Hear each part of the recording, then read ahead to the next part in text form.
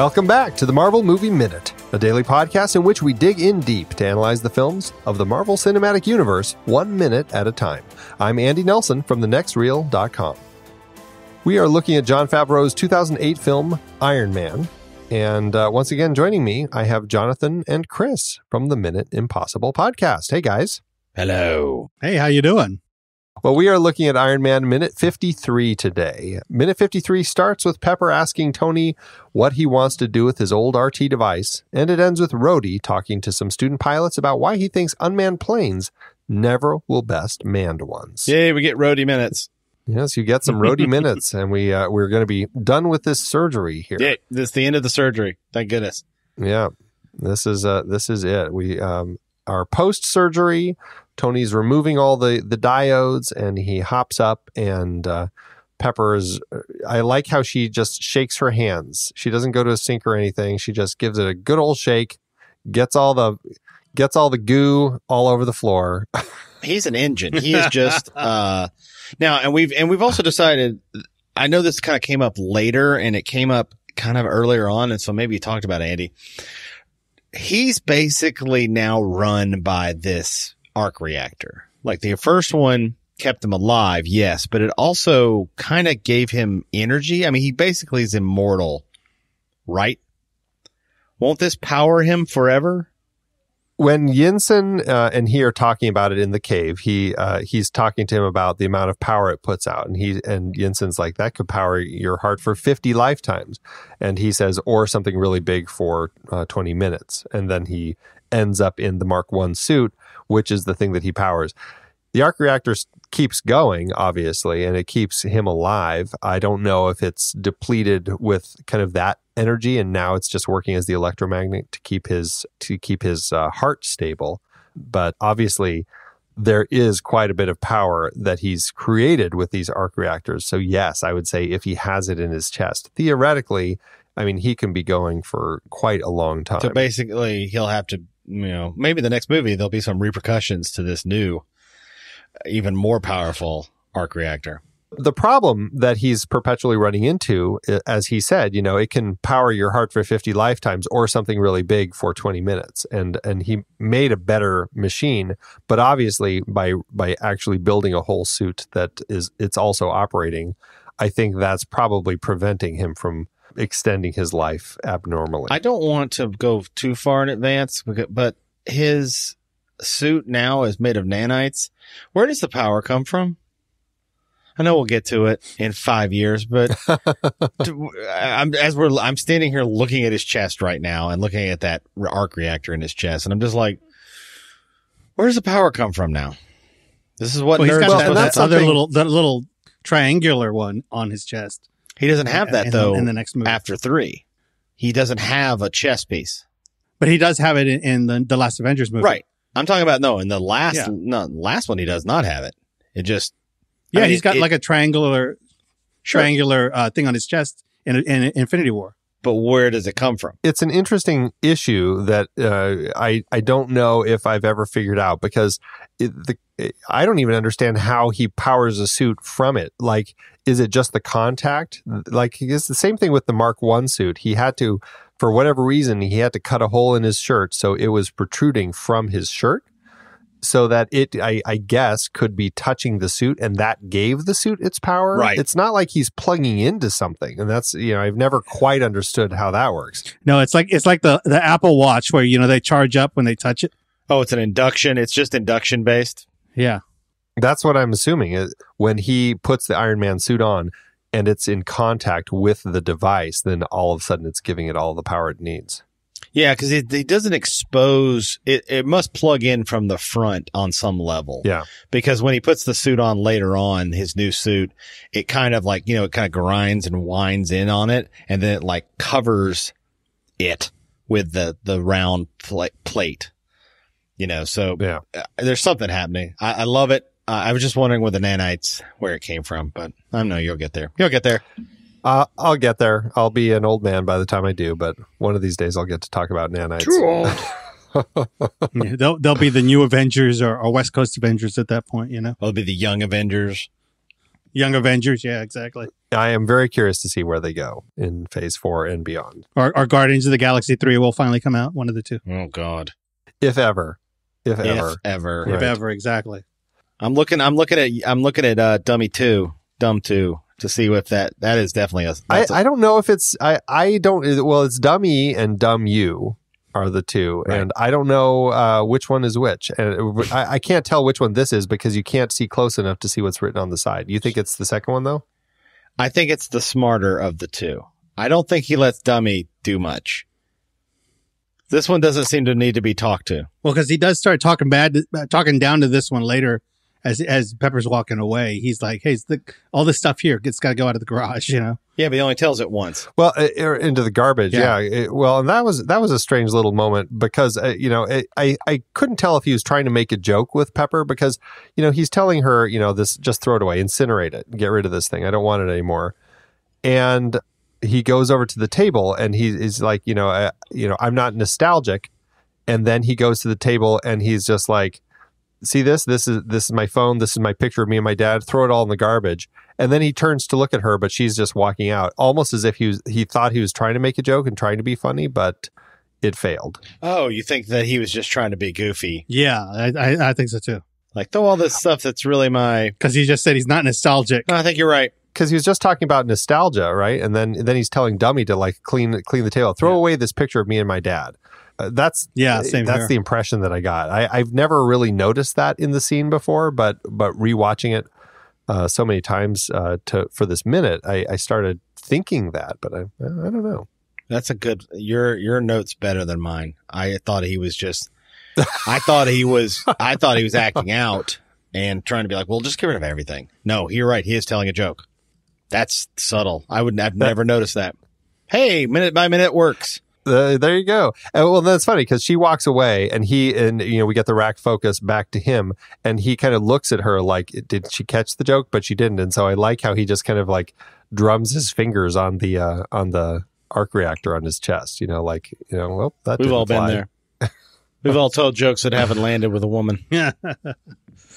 On a daily basis. Now, we were talking about it yesterday about the light and whether it was coming from Dummy or not.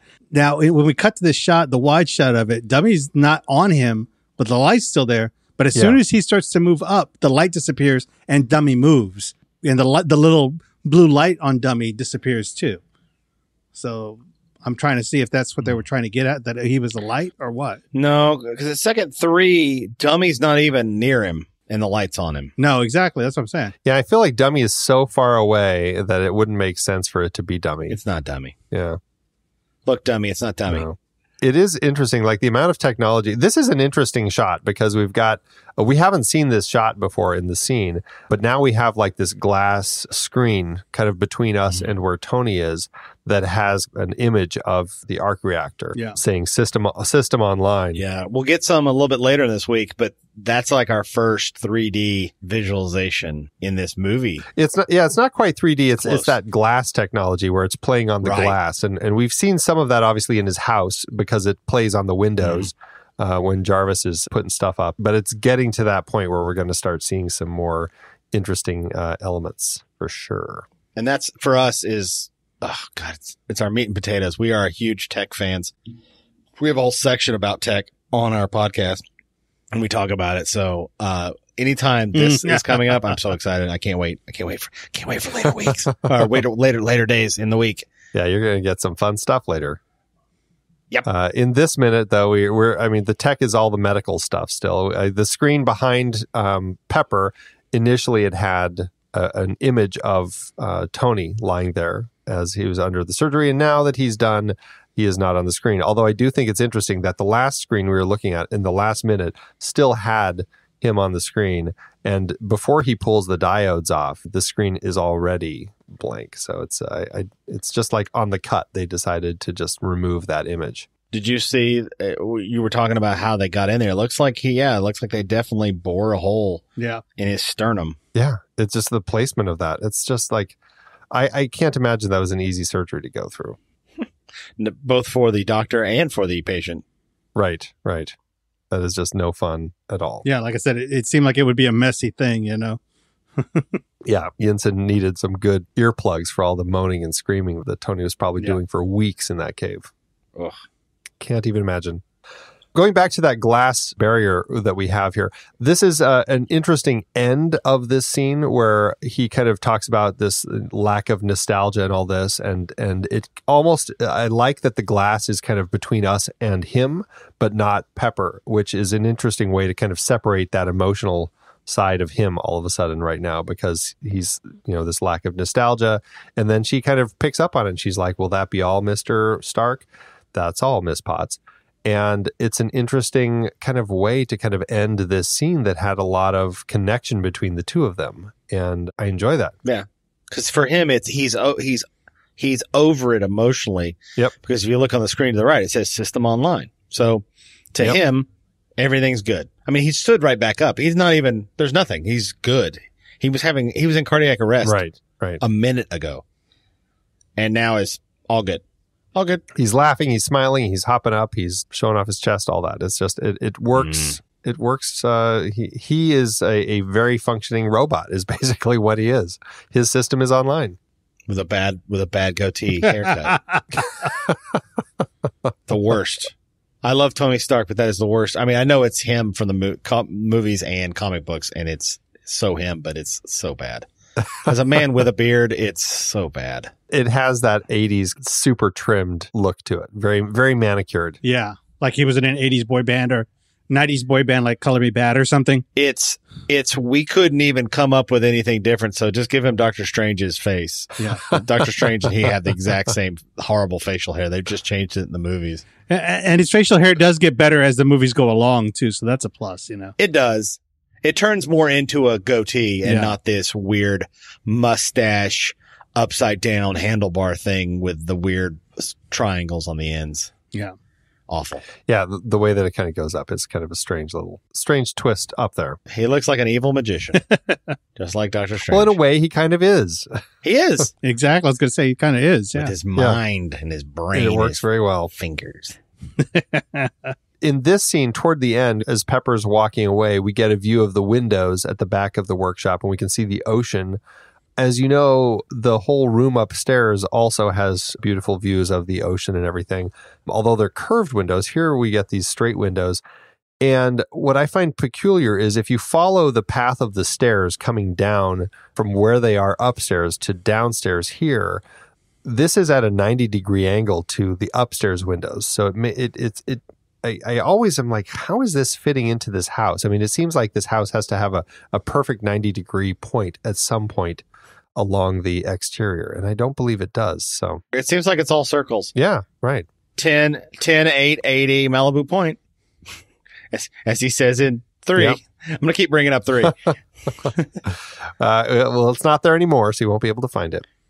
No. If he wants to live in a donut, let him live in a donut. Movie's that, Chris?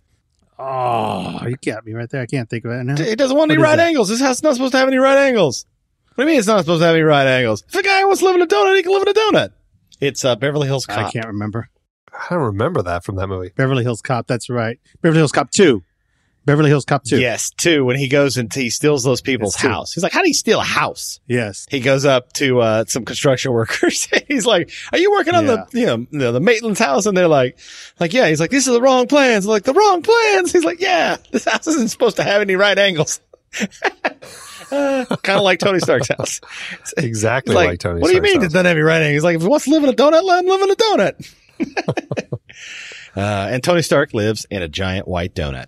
And we're in the bottom of that donut, but not for long because we're heading over to Edwards Air Force Base. Unless you guys have anything else about the surgery scene in Tony's workshop. Nah, we've talked about Tony enough. Let's move on. Let's talk about Terrence Howard. Yeah, we are heading back to Edwards Air Force Base.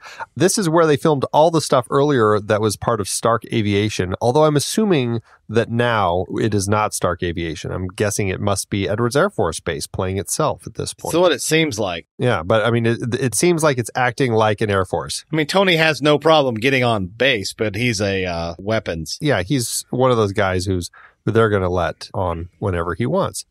Interestingly, they're filming the stuff that we got, that establishing shot of the jet taxiing on the runway. That's the same area where they were filming the scene when he arrived back from Afghanistan, but it's just shot a different way, so it doesn't quite look the same. So I guess to that end, I mean, I've never really paid attention to it, but I don't think I ever assumed it was the same place. Yeah, that's one of those things where they just cleverly change it and it costs them nothing. Exactly. Right.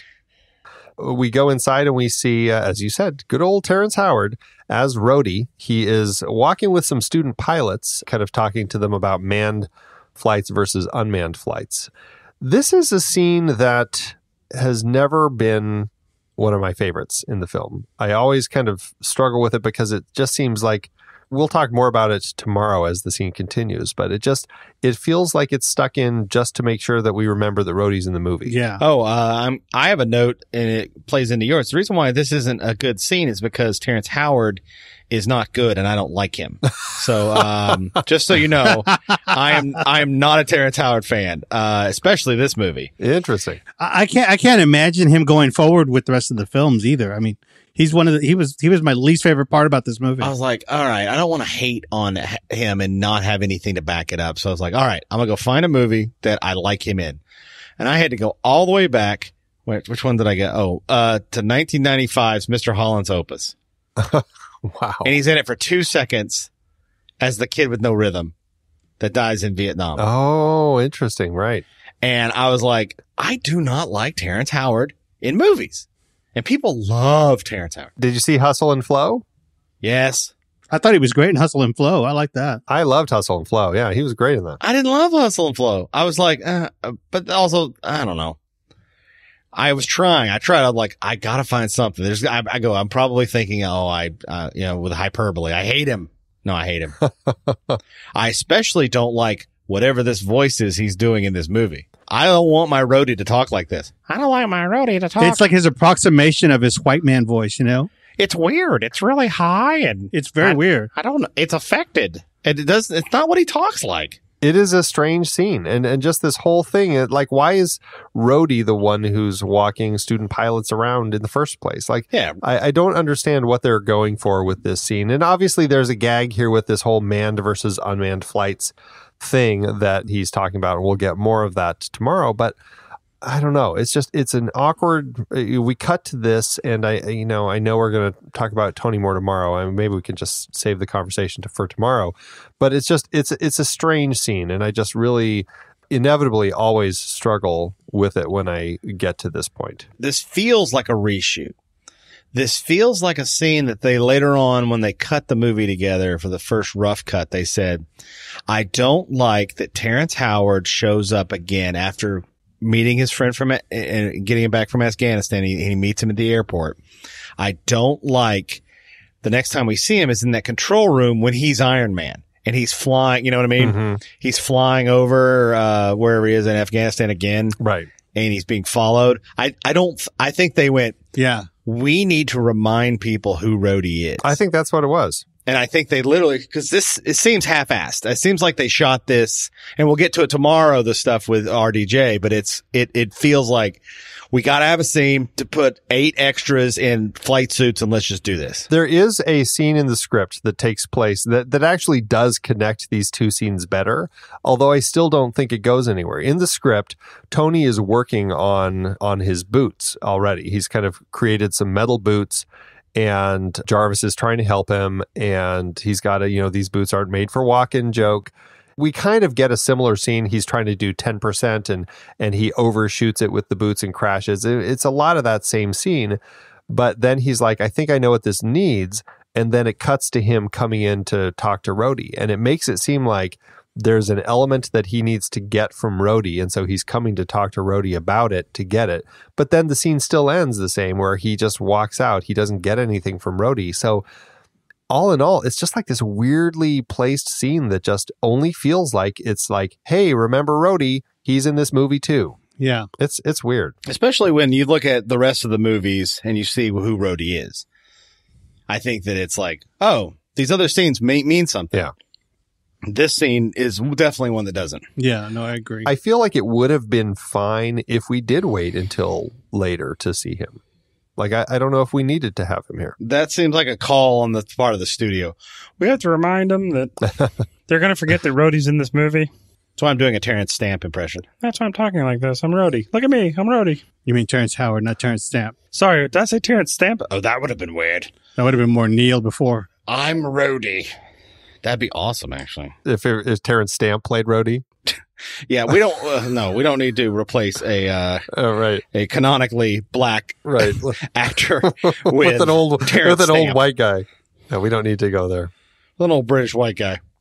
We are looking at a few planes here. We've got the Lockheed Martin F-22 Raptor. It's taxiing on the runway, and then we see one sitting in this hangar that they're in. And then behind it is the Northrop Grumman RQ-4 Global Hawk. That is the unmanned plane. Goodness gracious. I don't know any of these. And then, of course, in the background, we do see that C-17 Globemaster that we had talked about in previous minutes when Tony came back from Afghanistan. Cool. So, yeah. You know, I want to jump back real quick to the previous scene. I forgot one little note I had about the editing of the workshop. This was just an interesting bit because most of it was done in those 3 shots. We've got the nice 2 shot and then the shot of Tony and the shot of Pepper. The 2 shot, which is the one where we see a lot of the work going on in his chest, that's about 1 minute and 45 seconds of total time in the scene, which is about, all told, about 3 minutes and 23 seconds. So, I mean, it's like a half of that scene. We're looking at that 2 shot. And I just think that's a really effective way to play that chest technique that they're doing. Oh, I agree. Yeah. It's one of the only practical things they have in these kind of movies. Like, make sure you show it, guys. Sell it. They're definitely going to get less and less practical stuff as they continue the series. Yeah, this movie was a lot more practical than most of the new ones are. Can you imagine now if you told them, you're like, all right, you guys are literally going to kick off movies where we're going to smooth old actors' faces and we're all good with it. You're going to love it. It's crazy. Samuel Jackson's going to look 15 years younger. Okay, that's cool. For a whole movie. Yeah. Kirk Douglas is going to be young Kirk Douglas. Or Michael. What? Michael Douglas, excuse me. Oh my God. Can you imagine they did Kirk Douglas and they made him young? That'd be awesome. That would be crazy. But, and that would be crazy. And the Michelle Pfeiffer needs no work. That was amazing. No work whatsoever. Yeah. But you're right. This scene in the hangar would definitely be all CG. They're hitting that point with these films where they are able to probably just create most of the world that they need digitally. Which is nuts. And I can't tell all the time. I mean, Chris and I'm sure you too, Andy, we watch enough movies that we can tell when when you watch Pacific Rim 2, you're like, ugh, what terrible effects. I can tell they're literally standing in a green room, Phantom menacing themselves around. And you're shuddering. They're like, you didn't even build like concrete floors so they could walk around on concrete. Right. Like it's like fake, like they're walking and you're like, I can tell they're not walking on concrete. Yeah. It feels like Marvel is like just a few years away from getting into that sort of Michael Crichton looker territory where they literally have all the actors downloaded and their images computerized. So they're just making the movies without the actors. Holy crap. I've not thought about the movie Looker in years. I haven't even heard of the movie Looker. There was another movie that just came out about that called The Congress. And it was a similar sort of thing, a little more artsy. Oh, Robin Wright? Yeah, Robin Wright, right, where she's digitally scanning herself. And it's basically to kind of live on forever as a performer. And it's horrifying. Like that's technology that people are thinking of. Susan Day from the Partridge Family was like... Susan Day, Albert Finney, James Coburn. Yeah. The point of the movie was like they did these... I still remember to this day, like they had someone who was perfect, like on screen when they looked at her. But the second she started turning her head, like perfect on screen, her perfection changed and it went down. And so what they did was they created digital versions where it was always perfect and always kept your eye focused. Because what they would do is because the audience's focus was thrown off by their imperfections. Like they had Albert Finney look at something through these lenses, and he's basically looking at a woman's breasts during this commercial. And they're like, if you notice, this commercial was all made This was all made digitally. And what they did was they changed the camera angle so you can still ogle the woman, but they put the product in front of it. So and they actually in the movie shift where the focus is. So they like, this product is now 3 feet away from where you were looking. Now it's right in front of where you're looking. And it's a very interesting, weird movie. Yeah. It's very, And they've got this light gun thing that, becomes like their main weapon. I mean, it's very Michael Crichton, like kind of ahead of its time in a lot of ways. Also incredibly bonkers. It's very futuristic and cool. Yeah. Yeah, very bonkers. Well, it sounds like the sort of movie that he would be into, and I see that 1981 Looker. Go. At least have a look at it. Have a look at Looker. It was on Filmstruck before Filmstruck disappeared. Filmstruck. So that's why I watched it recently. Maybe it's on Vudu. I don't know. Go check. Somebody else will get it. Probably Canopy or something will have it before we know it. Anyway, back to Iron Man. I guess we don't have anything else for minute 53, huh, guys? We get more Terrence Stamp tomorrow. Boo. Terrence Howard, dude. Howard. No, it's Terrence Stamp now. Kneel before Zod. Kneel before War Machine. War Machine rocks. Well, do you guys want to remind everybody where people can find you? Sure, I'd love to. We are at minuteimpossible.com. You can go there and see all of our episodes.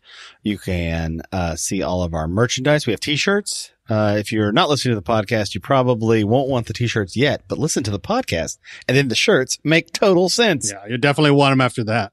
Yeah. And you can also check out our Patreon and iTunes. We're at Minute Impossible. We have 110 episodes of the first Mission Impossible movie. Go listen. You will enjoy it. It's a bunch of goofballs talking, laughing, having a good time. And yeah, that's us. Go find us.